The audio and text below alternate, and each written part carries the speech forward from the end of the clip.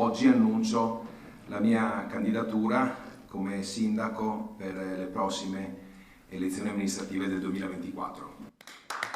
L'applauso dei presenti nella sala consigliare nel comune di Mogliano ha accolto la notizia che era già nell'aria da qualche giorno. Il primo cittadino di Mogliano, Davide Bortolato, ha annunciato la sua ricandidatura alla poltrona di sindaco di Mogliano alle amministrative di giugno 2024.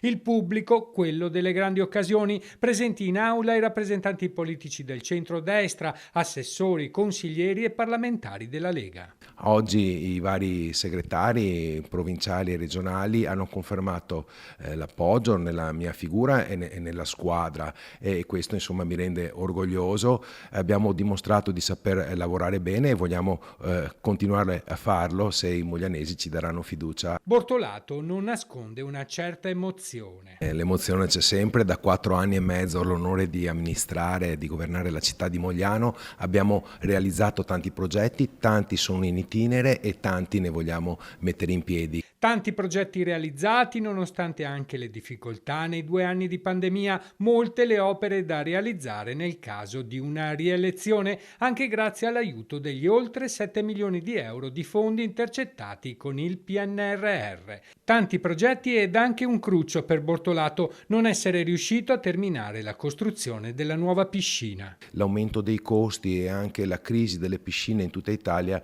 non ci ha permesso di concludere questo progetto, che però sta andando avanti e riusciremo a farlo sicuramente nel mio secondo mandato. Ma tante altre cose vogliamo realizzare, come la cittadella della sicurezza, con una nuova sede della polizia locale e una nuova sede della protezione civile, o anche vogliamo assolutamente potenziare il trasporto pubblico locale.